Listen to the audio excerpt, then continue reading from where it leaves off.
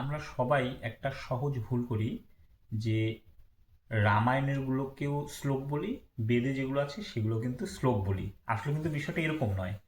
বিষয়টা হলো, রামায়ণ রচনা করেছেন মহর্ষি বাল্মীকি। বাল্মীকি একটি অভিশাপ বাণী উচ্চারণ করেছিলেন। ওই ওই বাণীটা যে ছিল ওটাই প্রথম শ্লোক।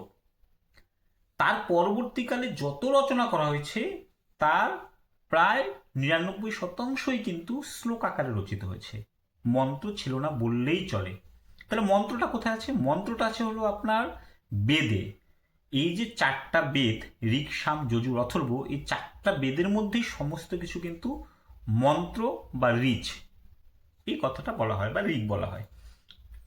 এখন মন্ত্র এবং শ্লোকের মধ্যে পার্থক্যটা কি, এটা জানার জন্য একটা ছোট্ট গল্প আপনাদের শুনতেই হবে কষ্ট করে। সেটা হলো এইরকম, যে মহর্ষি বাল্মীকি একবার সকালের পূজার জন্য তিনি স্নান করতে নদীতে যাচ্ছেন। তিনি যখন নদীতে যাচ্ছেন, সূর্য জাস্ট উদয় হয়েছে, তো এমন সময় তিনি দেখছেন দূর থেকে যে ক্রঞ্চ যুগল বক বা সারস জাতীয় এক পাখি, সেই পাখি দুটো তারা মৈথুনরত। তো তিনি সেদিকে এগিয়ে যাচ্ছেন, তিনি স্নান করবেন। এমন সময় তিনি এক হৃদয় বিদারক একটা ঘটনা দেখতে পারলেন। একজন নিশাদ কোথা থেকে হঠাৎ বান ছুড়ে মারলো পুরুষ পাখিটিকে, এবং পুরুষ পাখিটিকে মারা গেল। আর সেটা দেখে স্ত্রী পাখিটি প্রচন্ড কষ্ট পাচ্ছে। এটা দেখে মহর্ষি বাল্মীকি আর চুপ থাকতে পারলেন না।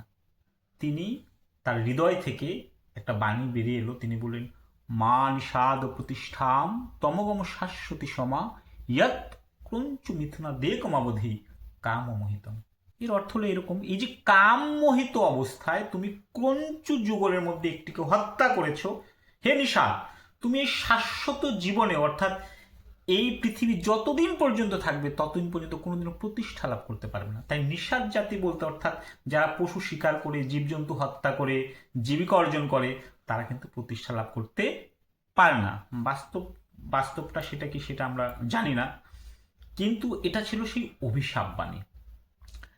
এই যে অভিশাপ বাণীটা তিনি যখন উচ্চারণ করলেন, তিনি নিজেই তখন অবাক হয়ে গেলেন, আরে এটা কি উচ্চারণ করলাম, এটা একটা অভিশাপ বাক্য, এটা তো শোক বাক্য। তখন তিনি তার কিছুদিন পর থেকেই তিনি কিন্তু ওই রামায়ণ রচনা শুরু করলেন। এই যে রামায়ণ 24,000 শ্লোকে রচনা করা হয়ে গেল, 60টা কাণ্ডে 24,000 শ্লোকে রচনা করলো, শোক শব্দ থেকেই শ্লোক শব্দের উৎপত্তি। অর্থাৎ ওই মা নিষাদ প্রতিষ্ঠাম তমগম শাশ্বতী সমা ইয়াতে ক্রঞ্চু মিথুনা দেকম অবধি কাম মোহিতম, এটা ছিল প্রথম শোক বাক্য বা শ্লোক। তাই তাই বলে যে সমস্ত শ্লোকের মধ্যেই শোক আছে তা কিন্তু নয়। এ থেকে হলো শ্লোকের প্রথম। তো তার পূর্ববর্তী, এই শোক বাক্যের পূর্ববর্তী যা কিছু ছিল সমস্তটাই ছিল কিন্তু মন্ত্রাকারে রচিত। আর মন্ত্রগুলো এমনই আপনার, যে দেখবেন অনেক যারা দীক্ষা আদি ইত্যাদি দেন তারা কিন্তু বলেন যে মন্ত্র ভুল উচ্চারণ করা যাবে না। চণ্ডীপাঠ হয়, চণ্ডীপাঠের সমস্তটাই কিন্তু 700টা মন্ত্র। সেটা ছোট্ট ছোট্ট ওং নমঃ চণ্ডিকায়, এটা কিন্তু একটা মন্ত্র। এখানে উচ্চারণ ভুল করলে মানে একরকম ঈশ্বরের ঈশ্বর অসন্তুষ্ট হতে পারেন উচ্চারণ ভুল করলে। তাই বলা হয় যে মন্ত্র উচ্চারণ ভুল করা যাবে না। যেমন ওং নমঃ শিবায়, এটা কিন্তু আমরা যে এই যে যেমন উচ্চারণ করলাম, এতে আমার পাপ লাগবে। তো বলছে মন্ত্র কখনো প্রকাশ্যে উচ্চারণ করা যায় না। ঠিক একই রকম ভাবে বৈদিক মন্ত্রগুলো একটা সিস্টেমেটিক ভাবে আছে, একটা পাসওয়ার্ডের মতো। মোবাইলের মধ্যে যদি আপনি 10 অক্ষরের একটা পাসওয়ার্ড দিয়ে থাকেন, তার মধ্যে একটা অক্ষর যদি সরিয়ে নেন, সেটা যেমন করে মোবাইলটা খুলতে বাধা সৃষ্টি করবে, ঠিক একই রকম ভাবে আপনি যখনই মন্ত্র উচ্চারণ করবেন, তাতে যদি কোনো অক্ষরকে আপনি ভুল উচ্চারণ করেন, তাহলে কিন্তু আপনার কার্যে, আপনার যজ্ঞে সেটা বাধা সৃষ্টি করবে। তাই এটা শেখা খুব প্রয়োজন।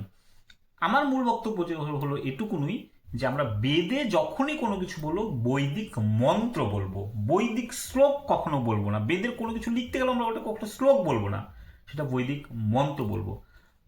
আর বেদ পরবর্তীকালের যে একদম যে রামায়ণ থেকে শুরু হলো, এগুলোকে কিন্তু আমরা শ্লোক বলবো। এই হলো মন্ত্র আর শ্লোকের মধ্যে প্রধান প্রভেদ রয়েছে। এখন আরেকটা প্রশ্ন আসে, যে বলা হতো যে মন্ত্রের উচ্চারণে কুষ্ঠের মতো ব্যাধি, মন্ত্র উচ্চারণে সাপের বিষ, মন্ত্র উচ্চারণে ভূত পিশাচ এগুলো সব দূরীভূত হয়, এ কথা কি সত্য? আপনারা যদি অথর্ববেদ পড়েন তাহলে কিন্তু জানতে পারবেন এ কথাটা সর্বাংশে সত্য না হলেও অনেকাংশেই সত্য। সেটা কি করে? অর্থাৎ তারা না কুষ্ঠ রোগীদের জন্য বিশেষ কতগুলো গাছ, বিশেষ কতগুলো মণিমুক্তা, বিশেষ কতগুলো ধাতু সেই দিয়ে ঔষধ বানানোর কথা বলেছেন। মন্ত্রের মধ্যে সেই বিধিটা লেখা আছে, কিন্তু মন্ত্র সুর করে উচ্চারণ করবেন তাতেই যে সেই রোগ প্রশমিত হবে এ কথা বেদের কোথাও বলা নেই। সেখানে এটা বলা হচ্ছে বিধি, অর্থাৎ কি কি উপকরণগুলো লাগবে সেটাই মন্ত্রের মধ্যে উল্লেখ করা হয়েছে।